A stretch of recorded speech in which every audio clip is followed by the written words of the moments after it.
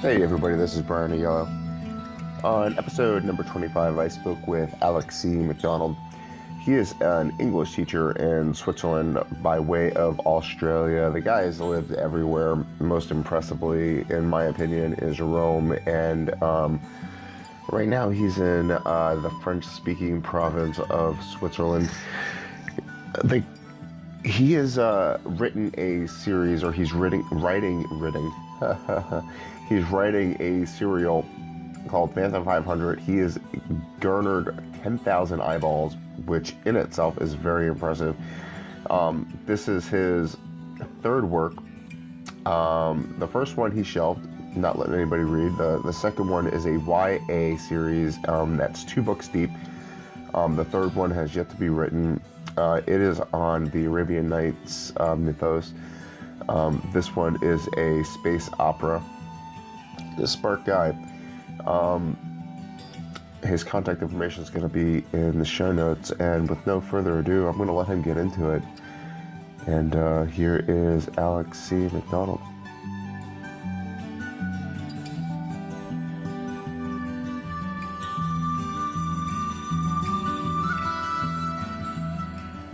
A series of novels called Phantom 500. Actually, it's a serial, right? Yeah, it's like a bunch of short stories, which so I guess there's 20 episodes, but they're short stories, and when you put them all together, it's one long novel. But I originally published them as a serial. You're right, yeah. What's your intention at the end of the day? Are you done with it, or are you still working on it? I'm done with it. So there's an ending to Phantom 500, but there is a possibility of a world creation that could happen where there's more science fiction stories, and I have an idea of like 4 novels that may bring all the 3 different stories together in a universe or a galaxy. I love the world creation aspect. And when you say that, do you mean you've already created the world, or like you've built this novel already and you're ready to publish it, or you've got this world creation in mind?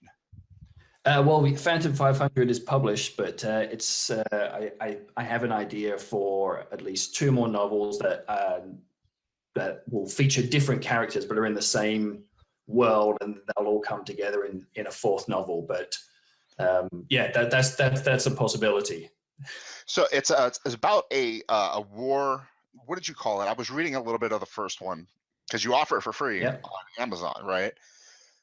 You call it the Mars Wars. The what? Sorry. The Mars Wars. Is that the world that we're building?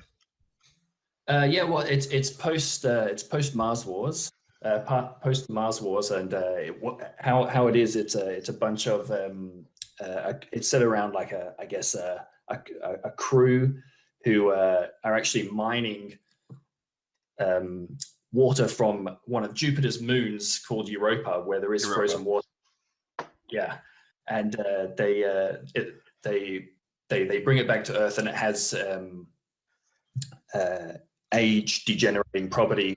There's all these other aliens that are involved, and it's good guys, bad guys, bit of a war going on. So it's post the war that humans won. Yeah. Age degenerating. So basically the water, this life-sustaining material, is degenerating not degenerating, but making people youthful again. Oh, okay. Oh, that's it. More interesting, actually. So it's a fountain of youth, basically. It's a fountain of youth, yeah, like that, yeah. So people are living for how long? Extra. Well, it's new. It's new, and people aren't sure about it, and so it's got that other aspect to it, and so that's one part of the storyline. But the main part of the storyline is actually when the whole part is when the humans first went to Mars. They actually found all these like ancient ruins that actually helped them to develop that technology, and they actually turned on a beacon, and it set off this beacon for this alien race called the Lycans that went, oh no, these guys have found the technology, we need to attack. And that's how the war started, but it's post that war. Yeah. And humans walk away victorious. And this is all like before your story starts. Yes, that's right. You do Yeah. this all backstory. Okay, so I'm not ruining like anything punchline wise or plot. This is okay. No. That's Yeah. fantastic. And I mean, I love how I love how the solar system that we live in could hold mysteries like this. We've got millions and millions of years worth of age around us. Absolutely. Yeah. Right? Are you a student of space? Do you where does your interest in science fiction hail from? Well, I guess I enjoy reading, articles about it. But yeah, I'm an old school science fiction guy. Star Wars, Star Trek, Firefly, those kind of TV series, and where it definitely comes from. So, did you hear yeah. that Firefly might actually be part of the Alien universe? Is that right? No, Yeah, I didn't hear that. I didn't hear that one. I love when they glue canon together like that. Yeah, that would be pretty cool. Right? Man, I'm so disappointed that only made like 13 episodes, but they're kind of, the continuity might be bigger and broader. It's just really fascinating. Yeah, but I mean, that was a shame. But I mean, the movie was great, but it didn't really get the fan base that I think that they were looking for to develop that further, which was a shame because I loved it. Yeah, and science fiction tends to do that. It grabs people later on, doesn't it? It doesn't really necessarily get the audience that people want it to have immediately. Star Wars is interesting because it does get that audience, and I think maybe it's because it has that fantasy appeal. I don't know, maybe you could add something to that. Why do you think Star Wars has the appeal that it does? And it's always had that appeal since the very beginning. Yeah, I actually think it's the comedy. Actually, would you believe? With like Star Trek and Star Wars, Firefly as well, they have that little element of comedy that gives it that little bit of a lightheartedness, and everyone. Well, I feel that I can kind of like laugh along with it and enjoy all the fantastical science behind it, but it's really that character interaction and that comedy that I think appeals to a wide audience. No, it's interesting. That's a great way to look at it, because I mean, you have the C3PO and the R2D2 characters. They do kind of play off of each other, like your what do they call it? The comic relief. Yeah, your Laurel and Hardy type characters. Yeah, that's right. George Lucas is a genius when it comes to borrowing things from different, elements of, writing. And I think as writers, we should look to him as like a father figure. Yeah, well, I mean, you've even got to, what is the hero with 1,000 faces? No, tell me, please. Let's go into that. What is this that you're talking about? Okay, so I'm no expert on this. All right. I have the book in another room. I can maybe go get it. But The Hero with 1,000 Faces is basically a book that talks about all the different archetypes from Greek mythological plays, like Homer and all those. And they have all of the different archetypes and how to actually build a play and a storyline based. Are you talking about Aristotle? Is this Aristotle or no? No, this is a book called A Hero with 1,000 Faces. Okay. I can't remember the author. I'm going to have to look it up. So anyway, A Hero with 1,000 Faces was like a book written, and it came up with several, analyzed all these Greek plays to try to make, what made these plays so great, and would have several like archetypes like the herald and the mentor, and all these characters appear in some form or another in all these types of plays. This guy analyzed it. And what happened then is people like George Lucas read this book and was able to write movies like Star Wars and Indiana Jones based on the teachings of A Hero with 1,000 Faces. And there was this guy in Hollywood. His name is Christopher Vogler. I've got his book in front of me, and he wrote The Writer's Journey, and it's called Mythic Structure for Writers. And essentially, what he did is he got a heroes with 1,000 faces and wrote it in so that so it was much easier to understand.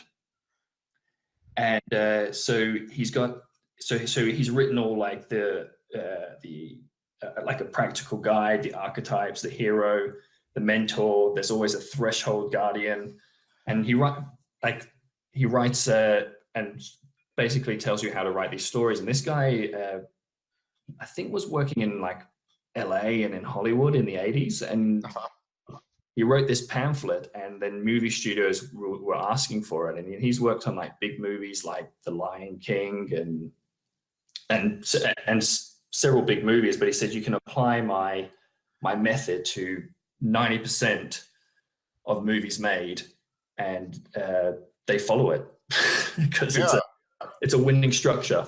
And part of can you break it down? Let's break it down in terms of Indiana Jones, or let's break it down in terms of another protagonist and how it works. No, let's use Indiana Jones because that's one of my favorite protagonists.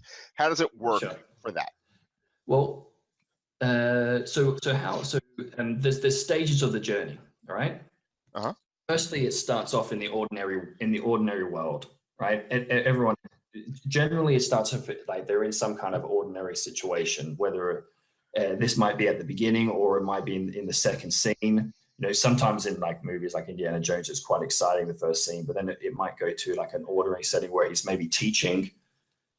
And similar in movies like Harry Potter, suddenly he's at home again, you know, or books like Harry Potter, you know, starting at home at the Dursleys, every book. And then they get the call to adventure.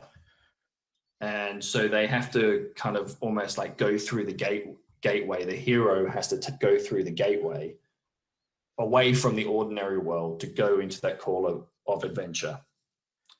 And sometimes they might refuse the call, and then they meet. And it's not a specific structure, but he says all of these elements come in some way, form, or another. Like, you know, I'm talking about movies here, not about books, but like obviously like a director like Quentin Tarantino really flip it all over the place and bring it back and forth.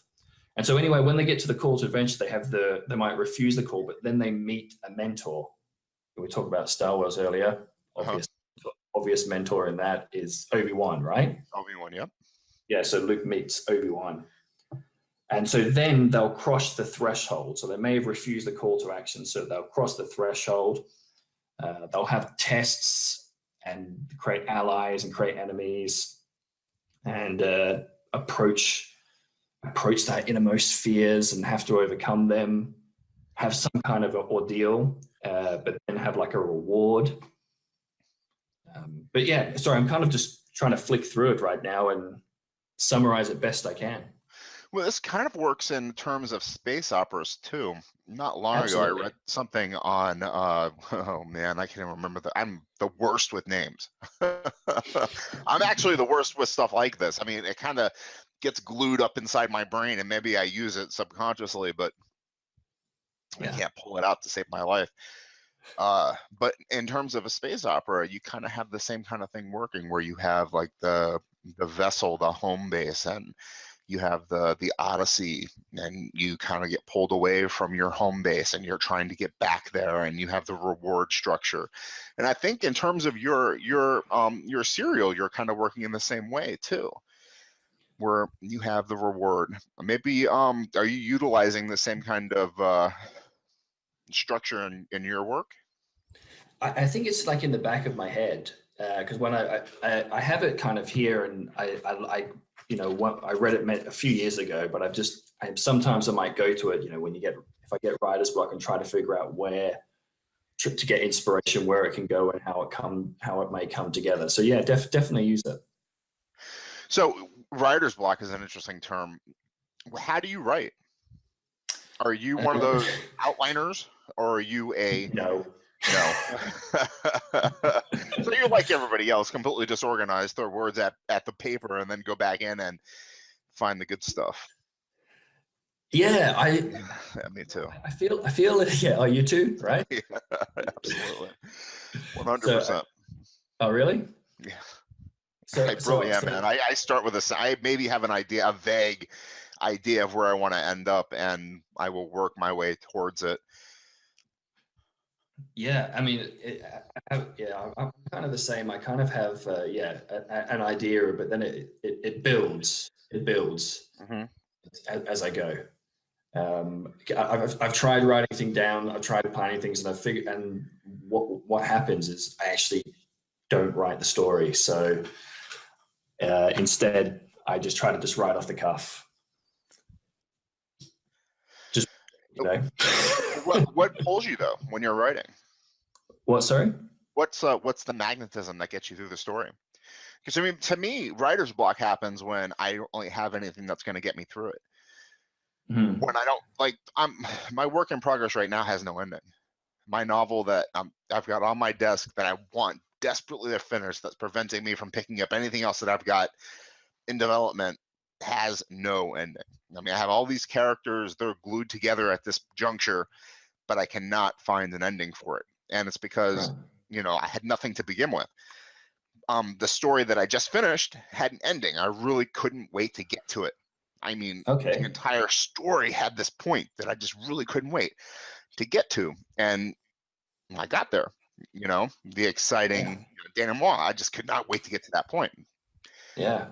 When Awesome. you So can, how long is your current story? the one that I just finished was at 5,000 words. Right. It was short. The novel is like 50,000 words. The one I'm working Wow. on now. So but does it still need to be wrapped up? Do you still need to Yeah, keep going? it's still work. I mean, it's still got a lot of it's still needing to be polished. There's still Yeah. things that need to be. I mean, I could find an ending with the work that Yeah. needs to be done. Yeah. I'm still And finding then elements of the characters. I mean, I just turned one living character into, a non-living character, like an android thing. So I mean, cool. there are parts of it that are still in the process of being worked on. It could double in size potentially. Who knows? That's what I love about this thing that we do. You never know. Yeah. But I mean, to go back to the writer's block. I mean, when you get writer's block, is it because you don't know where you're going? Um. No. I know where I'm going. I know I tend to have the ending in my head. I don't write it down, but I know what the ending is. There's other methods that I've read. You can write the ending down. I don't do that. I like to write linear. But I think where I get writer's block is maybe in the middle, is like how to get that bridge, to put these two pieces together of the storyline. That's where I tend to get it. And that's when usually I might have, I can not write for 2 to 3 months while I'm trying to figure out what that bridge is. What do you do for those 2 or 3 months?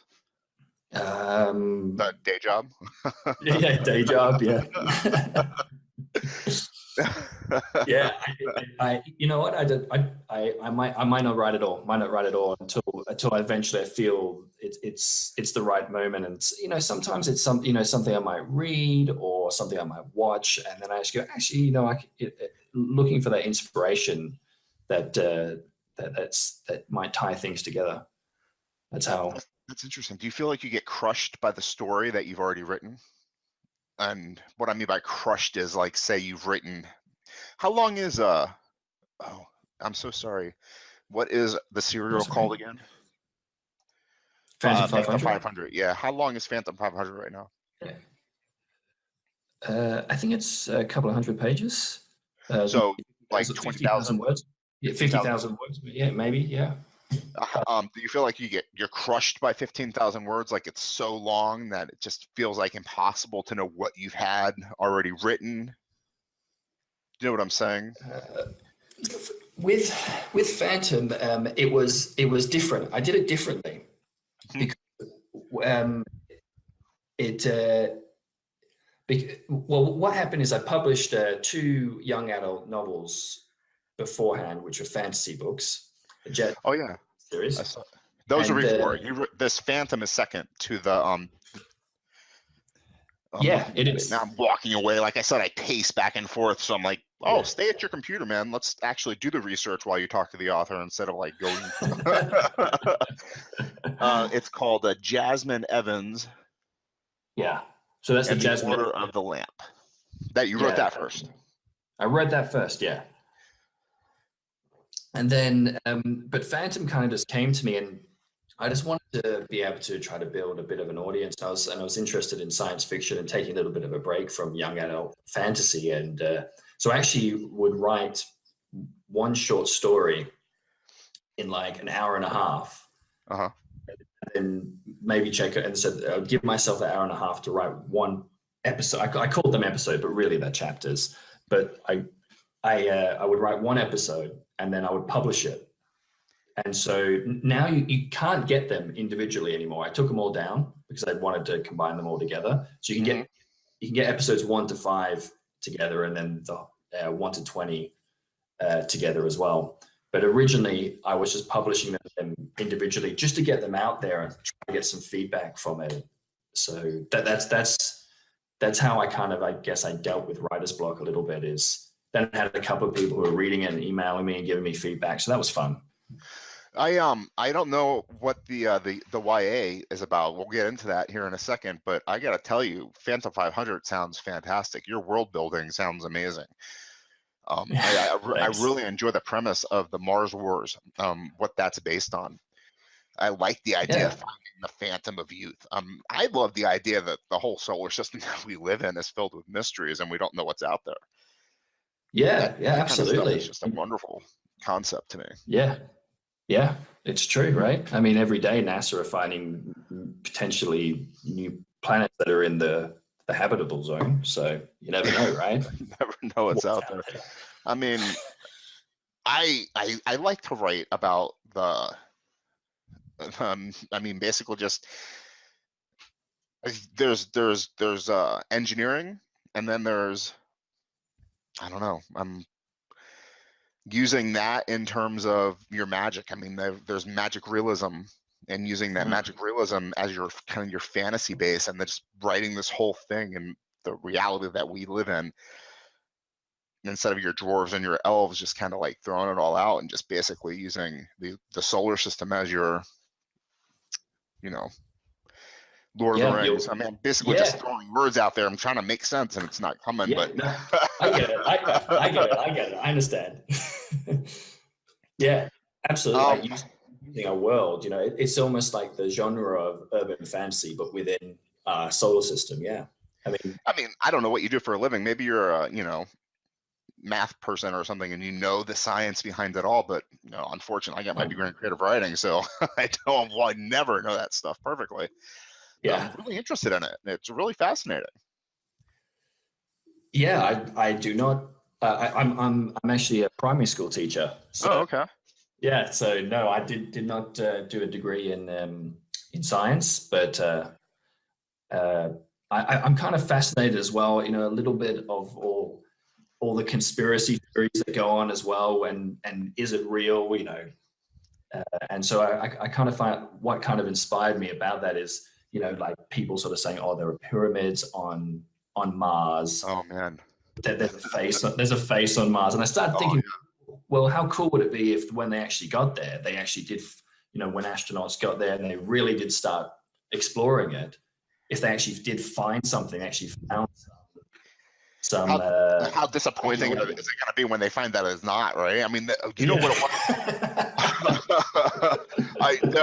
The thing there, what are the moons called? Phobos and oh God, what's the other one? I can't remember. The other moon of Mars, Phobos, and that one. One of them has a Phobos and Deimos, Deimos. One of them has a my God, what are they called? This is where my brain does not want to pull words out. What are the Egyptian things called? Pinnacles, I want to say. Pyramids. Not pyramids, the other one. They're in Rome too. Obelixes? What is the word? Obelix, is that right? Yes, obelix. There's an obelix on one of those moons. I've got a little bit of a sore throat, so my voice doesn't want to work either, but there's an obelix on one of those moons, and it's just amazing to think that it's planted there by an alien species. You know what I mean? It's probably just, you know, light playing on it or something along those lines, but it's just, the imagination just starts working. What is this thing? What is this shape there? Well, I don't know. Maybe my lifetime will never find out, but Yeah, it's fun. It's fun to do that when you're a writer, right? To play with that and play with those way out theories and make a fictional story about it. That Yeah. I mean, the enjoy. largest mountain in the solar system is on Mars, right? Is it? Yeah, I think right. so. It And goes above. Maybe perhaps it goes above the atmosphere. I don't know. Yeah, I think I've heard it. the solar system is an amazing place. Our planet is an amazing place. We don't even know what's at the bottom of our very ocean. Yeah, that's right. It just stretches the imagination to stop and to say, okay, everything has a definition because of a book or whatnot. It's just disappointing. Yeah. Or not, or not. The answers are out there, right? Yeah. I mean, I would love to just say the answers are a book and then write that book. Yeah, yeah. And there you go. You get your place in history for that one. Right. Writer's block, going back into that. Yeah. When you do feel it, how do you solve it? How do you get past it? You said 2-3 months it takes you sometimes to get into it. If you were, what grade do you teach in primary school? Grade 4. Grade 4. I think that's. Do they write at all in grade 4? Yeah.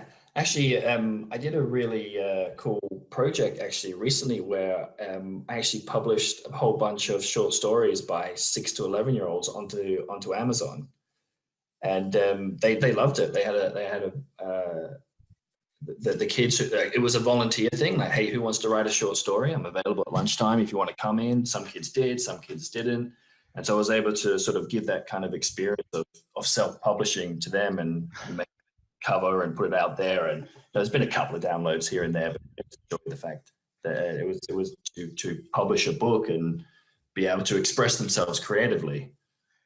That's wonderful. I don't know if she's still listening. She might be, actually. There's an indie writer who's listening to this that also works with children. Oh, right. She does the same thing. She works with the English version of Girl Scouts and helps them self-publish and things along those lines. Yeah. I'll give you contact information. She actually does a podcast of her own. Maybe have a conversation with her and do an interview. She's a cool lady. That'd be excellent. Right? What was I going to say before I said that? Now I got distracted. It's really fantastic working with children and getting them to write. I mean, they have the best imaginations.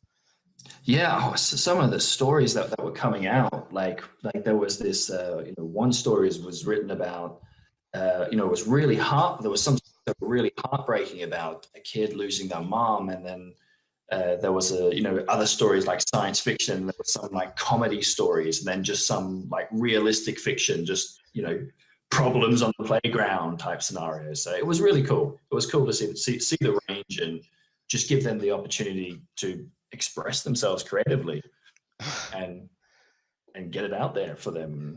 So what do you do once you publish it? I mean, what do you do with the work when you publish it? Does anything happen to it, or just sits on the internet, or my own personal work? No, not yours. I mean the kids. yeah, basically, yeah. It just we put it in the school newsletter, and okay. Yeah, and that's basically it. We'll just sit there and then we'll do another one next year. Well, how does it work that a man from Australia ends up in Switzerland teaching primary school? Yeah, well, it turns out that there's a whole bunch of international schools all around the world that are looking for English-speaking teachers who want you to come and teach there. So I've actually lived in Rome, in Italy. I lived there a year and a half, taught at Rome, taught at an international school there, and then got a job when time was up, time to move on. I got a job here in Switzerland, and yeah, so that's how I do that in Rome. Honestly, I went there for that specific reason and got distracted. Rome is such a beautiful city. Yeah, oh, it's fantastic. Yeah, where you live there for a while? For a few months, I got a job in a hostel. Oh, cool. So, I got massively distracted by tourists. Yeah.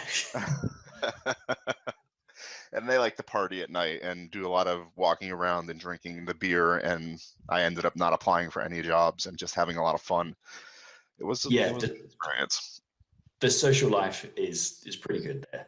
Yeah, that's a neat city. I really enjoyed it a lot. I definitely would like to go back. Yeah, it's good, and just the history and I would walk around the Coliseum and just touch it. I mean, a lot of it's new. I mean, a lot of it's like Home Depot poured cement, but I mean, just some of that rock is, you know, thousands of years old, and it just felt so good on my fingers. Yeah. Yeah. I lived out in oh geez, I've forgotten the place, the area that I lived, but it was out in East Rome, so it was a cool place. It was very local as well, and there was a big scene there, so that was good. What do you mean? What do you mean big scene? You know, like tons of like just cafes, and they just put the tables out. You just sit down, glass of wine, food, you know, and everyone's so friendly there as well, you know. So they all want to talk to you. Ciao, ragazzi. So you picked up the language? A little bit. A little bit. I bet. I mean, Switzerland's interesting too, because what is it? They speak so many different languages there: German, English, Italian, and it's like nonstop French. How many is it? 7, I think, isn't it? Something along those lines. They don't have a native tongue. It's like hodgepodge. Yeah, well, I think they have several official languages. I'm in the French-speaking section. Are you really?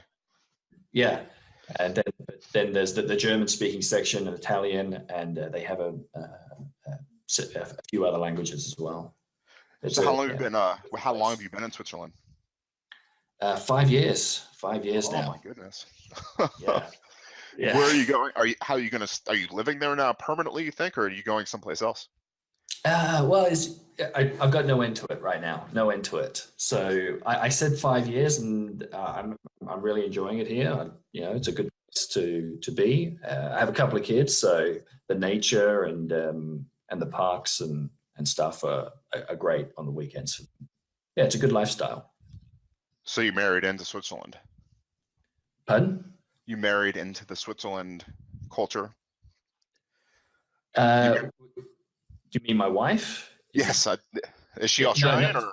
She's an Aussie too. Yeah, yeah. Oh, so okay. Yeah, we both came out here together. Yeah. Oh, okay. Yeah. So what's next for you? Well, besides teaching primary school and being an Aussie and. Yeah. Well, I don't know. Like with writing, like, you know, I've got quite a few series going on. So but I just like to just write what I feel. I'm not sure what your process is, but I've got this Jasimine Evans series, which actually has one more book there, and that will end it. But I just haven't felt it's the right time to write it. And then I've got the Phantom 500 going on, the science fiction, and there's 4 books or 3 more to be written on top of the one I've done. And I'm not really feeling that now. So I'm actually in the process of writing a comedy, actually. Interesting. Yeah, about 20. It's a fantasy comedy about a interesting. About a Harry Potter fan, but anyway, it's a work in progress. But that's what I feel like I want to write right now. So yeah, that's what I'm working on. Speaking of process, what is your process? I mean, do you feel like you're obligated to finish a story? Because that's basically where I'm at. I used to be where I'd write something for a little while and think, oh, it's like going back into the writer's block, which I feel is like developing into a theme on in this conversation. Yeah. I felt like I would fall into the trap of writer's block and think, oh, well, this story is dead to me. I'm going to start something new. And then, I'd go back to that story and pick it up again and start writing it. And eventually I'd have, 20 or 30 stories that are unfinished. And recently, in the last 2 or 3 years since I had my children, I've been kind of, I'm going to dedicate myself. I'm going to finish this story, and I'm not going to start another one until I'm done with it. And now, I finished a novel, it's on Amazon. I finished, good number of 50 stories. I'm working on my second novel, and I'm not going to pick up another one until I'm done with it. I mean, what would you say your intention is with your work? Have you? I think, you know what? I actually, for my intention is just to be creative, because when I'm writing, I think that's when I'm the happiest. And you know, and I know other artists, not necessarily writers, but you know, they're not necessarily famous or earning money from it, but they just have to create. You know, they have to paint, or they have to go do photography and put it out there on Instagram. And I think I kind of feel like I'm in that same kind of category. Yes, of course, you know, you can't deny if one of my books suddenly went off, yeah, I'd love that to happen. But if it doesn't, it's not going to stop from being creative. And that's really my intention, is just to express myself creatively, put my work out there, and hopefully somebody will enjoy it. And but I'll keep going. But I do have the same problem as you. You know, I admire that you're sticking to the second novel. I often have several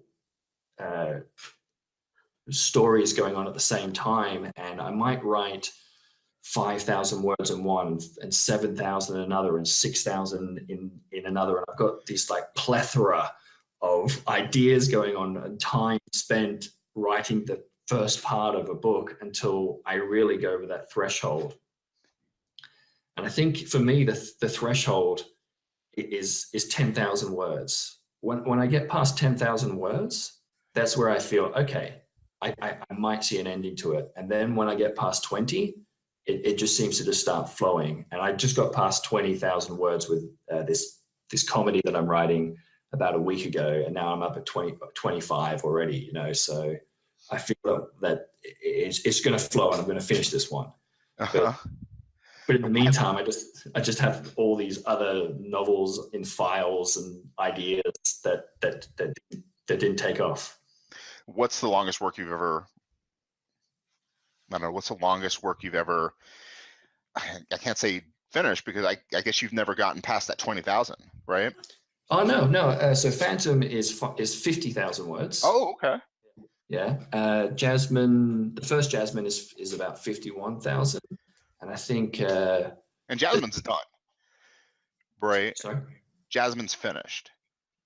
The first novel, yeah, and the second novel in the series, which is Jasimine Evans and the 40 Thieves, I think it's about 40 words. But the longest one I've written, and I've never published it, is a book called After the Rapture, which is about 65,000 words long. How come you didn't publish it? I don't feel confident enough to put it out there, because it's pretty raw. It's very violent. And I haven't felt that it's really complementing my other work. Huh. What about a pen name or nom de plume?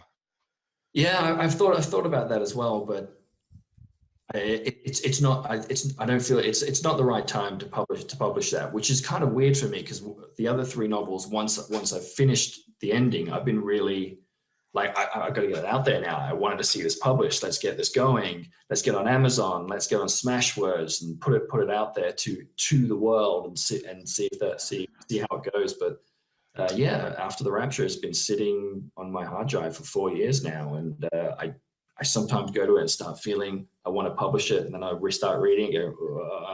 That's so interesting to me, because I mean, that's kind of.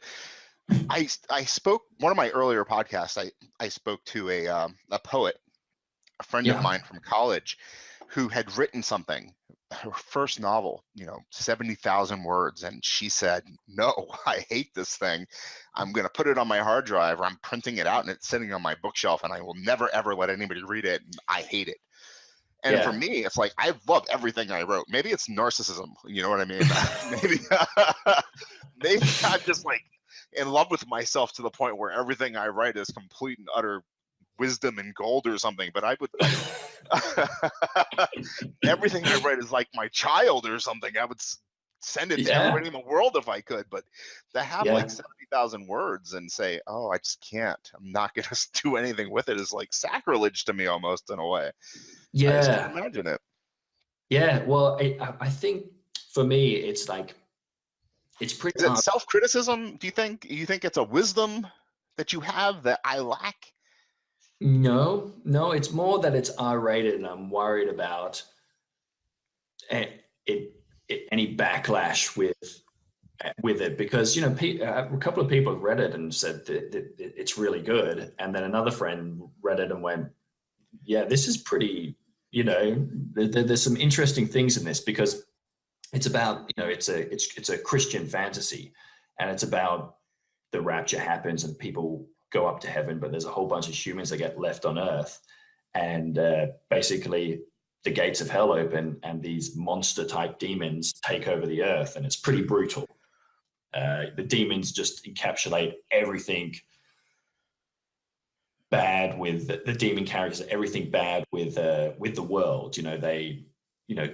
They're real drug addicts, sex addicts, alcoholics, violent, and it's really raw because of that. And I just haven't felt comfortable to be able to publish that.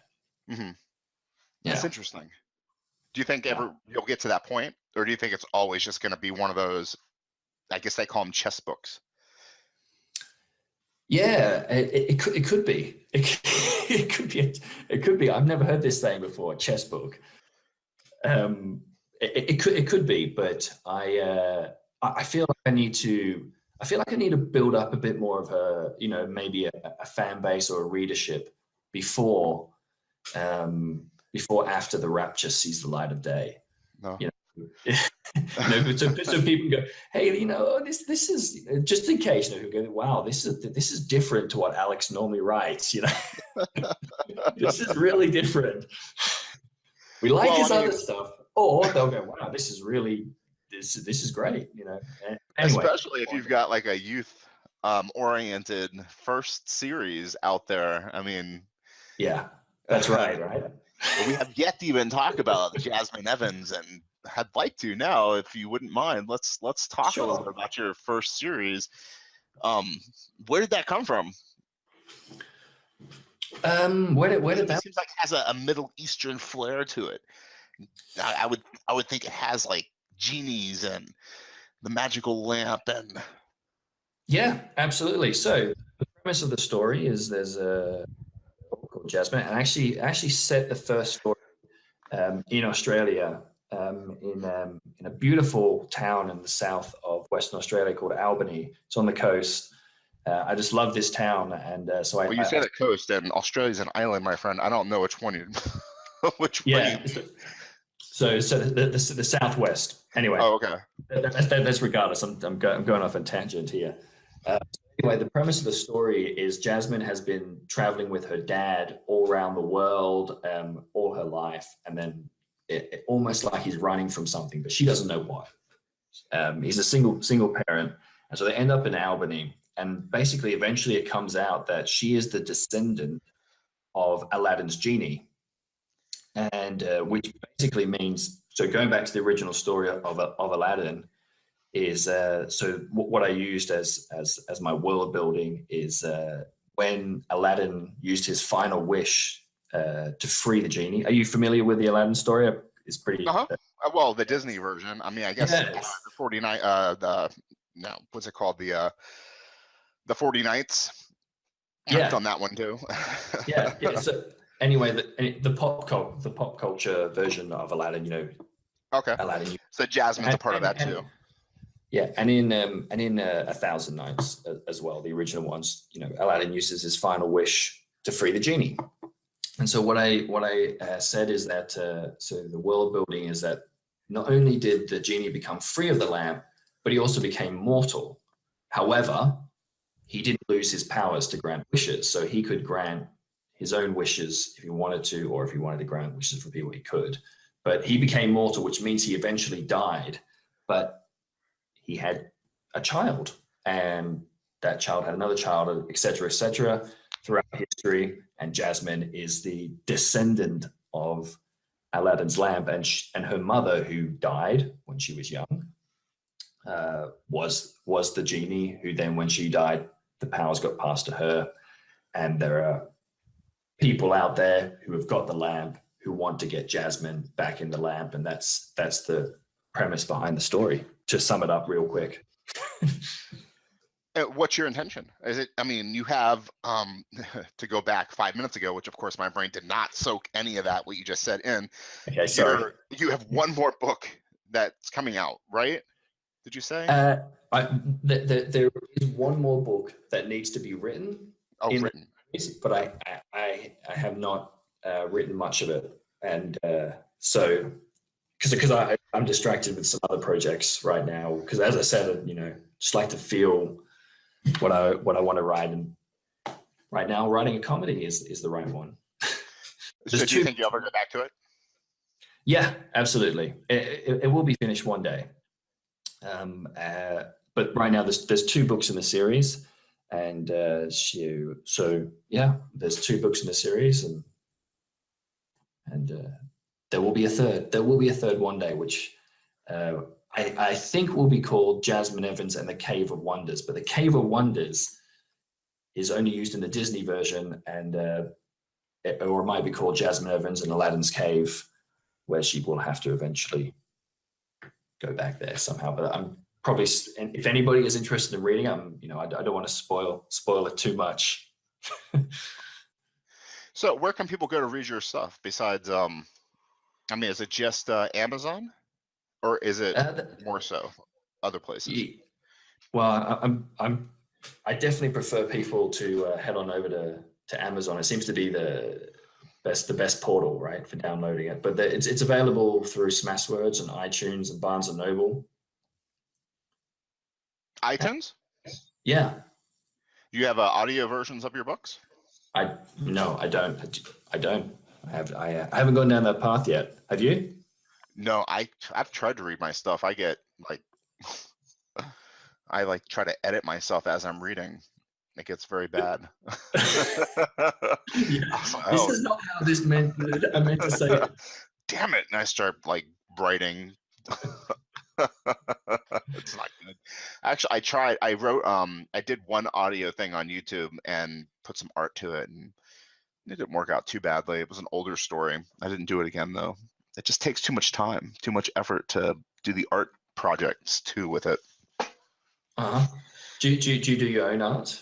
I did that part. Yeah, it just, you have to pick your things. You know what I mean? It's either writing or other stuff. Yeah, right. Do you include drawings in your writing?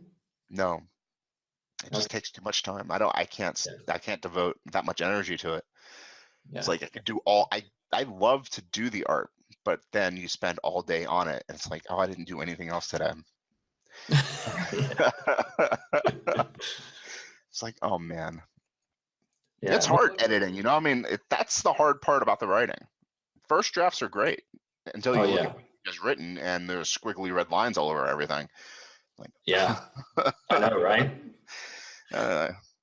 So have you been pretty good? Are you getting pretty good with self-editing? No, I have a wife, and she's the one that basically yells at me. Okay. If it was up to me, you know what I've noticed is I found some software that'll read the stuff out loud to me. If I can hear the mistakes, I notice them. Otherwise, I think I'm perfect. I think I'm really good. I don't notice double words. I don't notice double periods. I don't notice dropped apostrophes. I don't notice anything. Honestly, I mean, I'm a college graduate, and if you read my first drafts, you think I'm illiterate or something. I mean, it's honestly surprising the mistakes I make, and she'll read my stuff, and I think she's just being mean to me. And I know. Well, it's right. It's your baby. Yeah, it's so surprising. Don't tell me it's bad. Don't tell me I'm a genius on. I just don't get it. Yeah, how dumb I can be when it comes to like first drafts. Yeah, we get sensitive as writers about our work. As artists, I think. I mean, in terms of finishing stuff, I mean, think about Caravaggio. How do you say his name? You know who I'm talking about? The Italian Renaissance painter.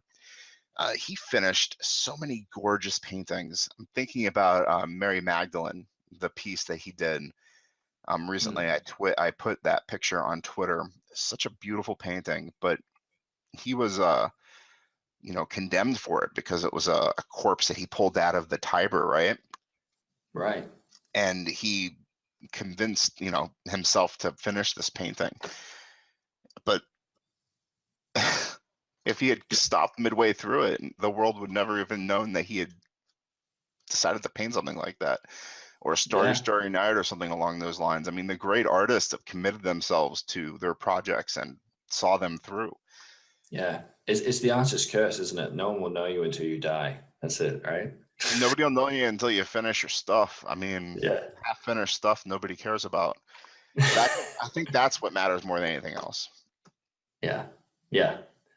Well, yeah, and but you know, I'm sure you get some feedback as well from people you don't even know. I think that's the most that's one of the rewarding parts of it. You know, the main rewarding thing is for me is to remain creative. You know, even if I don't publish it, is to keep doing it. But it's really nice when you receive an email from someone who's read it and said, "Hey, really loved your stuff," and you know, I enjoy it. Well, that brings me to the last thing that we'll talk about then, as far as audience generation.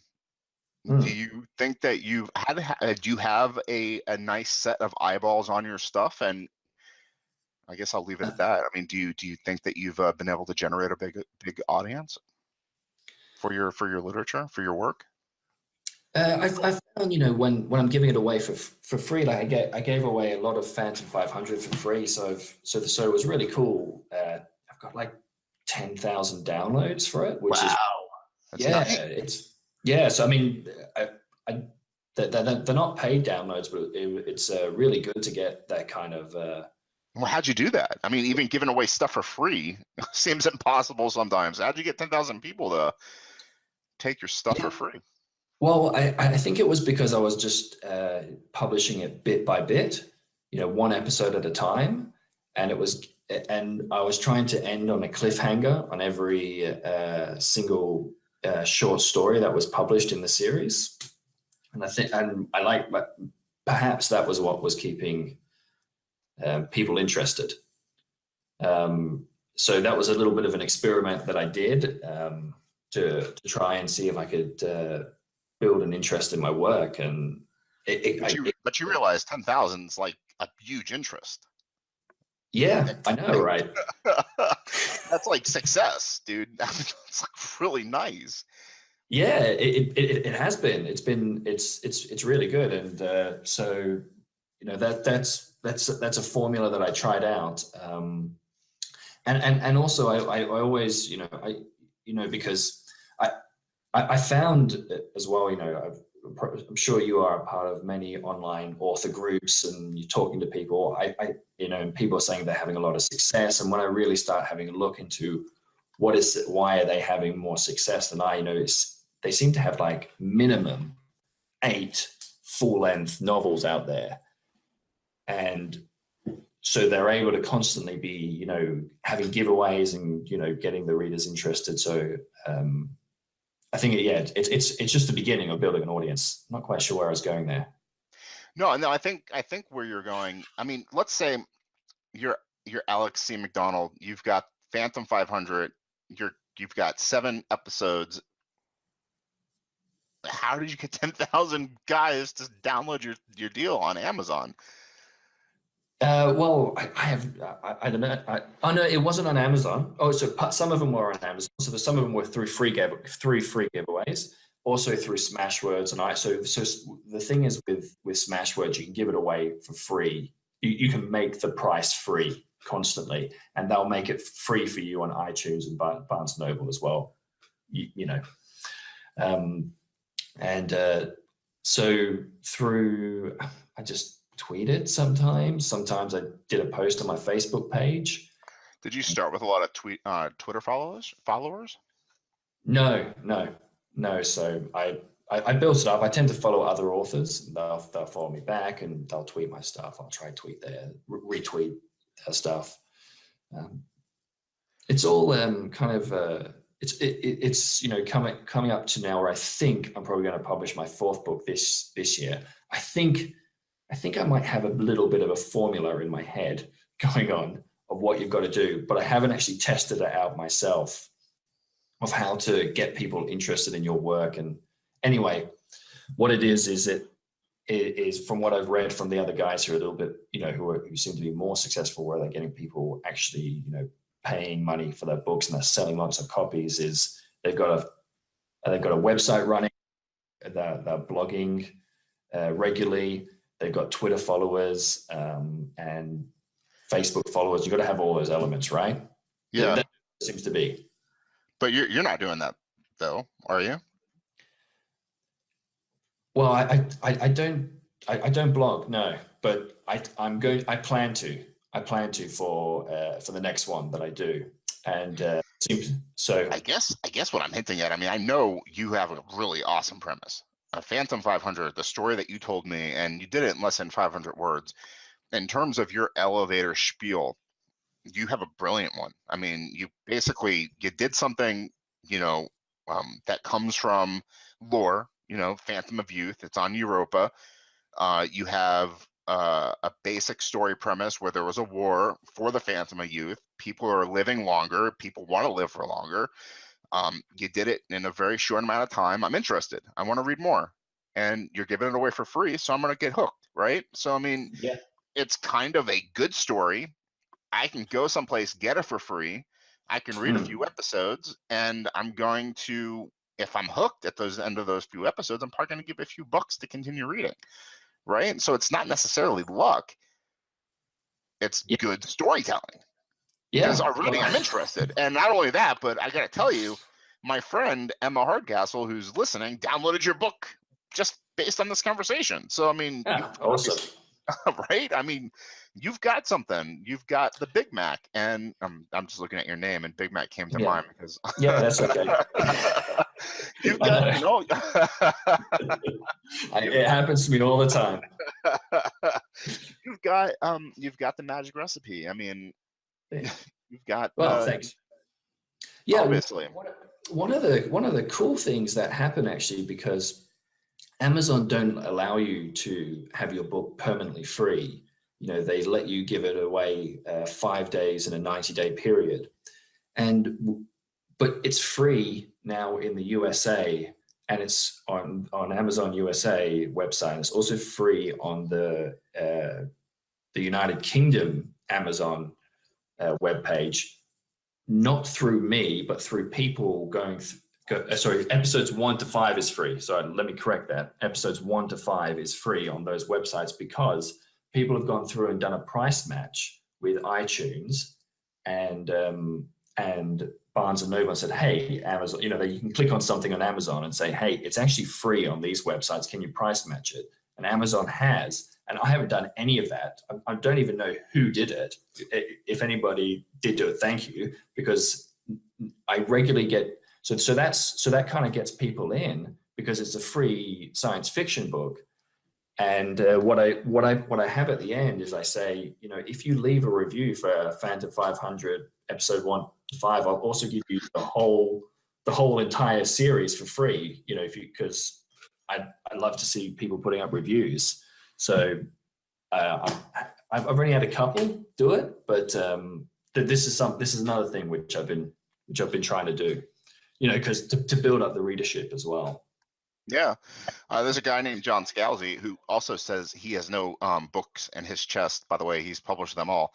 He'll give everything away for free because he just wants readership. He just wants those numbers of people who know his name to rise and rise and rise. And another thing, dude, if you ask me what my novel's about on Amazon.com, I will sit here all day long and tell you what it's about because I cannot tell you in the length of an elevator trip the story. I did actually check it out, but it was a couple of days ago. So what's that? I think I looked it up. But the compounded interest thing. No, your book, right? Yeah. Yeah, but you spell your name differently. Is that right? On Amazon? Amazon, yeah. Is it BRY? Yeah, BRYAN. Yeah. It should be the same. Okay. I would hate to find out that I misspelled my own name. No. That would be something I would do, though. My fault. It's my fault. I think we're there. No, I'm looking right now to make sure I didn't misspell my own name on my book. No, it's spelled Bryan. Okay, right. Yeah, no, it must have been someone I was getting confused with. Yeah. Cool. So have we covered everything that you think that we needed to cover today? Yeah. You? I do, and you're faded out on me a little bit. I don't know if it's me. Let's see, maybe my volume dropped.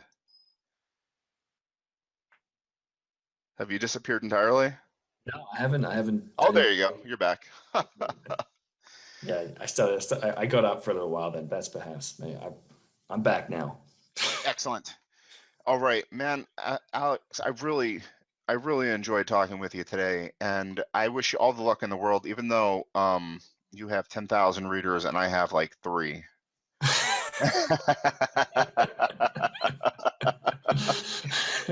I think you're monopolizing the readers, bro. I think you need to start hooking other people up with them. All right, I'll start tweeting your stuff. I'll put it at the end of my books. Hey, there's this great guy called Brian. You got to go read his stuff. You got to. I appreciate it. Let me publish my science fiction novel first. I think your readers reading my story on opioid abuse is probably not going to make your readers very happy. Yeah. And I'm actually going to start up I'm thinking about starting up a Facebook page about science fiction. So when you do, let me know and I'll see if I can, put up a few posts about it. Oh, absolutely. And let me know and I'll follow it and try to get involved. I'm not a very big Facebook user though, unfortunately. I like to tweet though. I like the constraint of 140 characters and I'm always on Reddit. I am freaking addicted to Reddit. In fact, science fiction or sci-fi writing or writers is one of my favorite hangouts. Is it really? Yeah, they do a challenge every month, and I tend to always put a story up. Okay, well, you got to send me that group through. You know what? I don't use Reddit at all, but I'd love to go and have a look at that. Oh, sure. I'll send you a link right now. Yeah, cool. All right. Thanks, Brian. Hey, not a problem, sir. And thank you for hanging out with us. And I'll send you a link when this goes out on YouTube, which will probably be in a few days. And I'll send you another link when this goes out as a podcast, which I'm really, really behind on the podcast. I do them about 3 a week, so it'll probably be a few weeks before it goes out that way. No worries. Thanks a lot. No problem. So you have a great day. You too. Bye. Bye-bye. And that was Alex C. McDonald. Next up, I have Simon Fay. He is also a science fiction author. He is Irish, so we've got that to look forward to. As always, BrianYellow.com. You can follow me at BRYAIELLO on Twitter. Yeah, check out the blog. Check out the YouTube channel. I upload first there. Could always use subscribers. You could definitely comment. It always helps, I think. Not sure. The podcast is being fed onto iTunes, Stitcher, Google Play. You can subscribe. That would help. You can comment. I'm not even sure what else you can do. Otherwise, I really appreciate you listening. Thank you so much, and have a great day.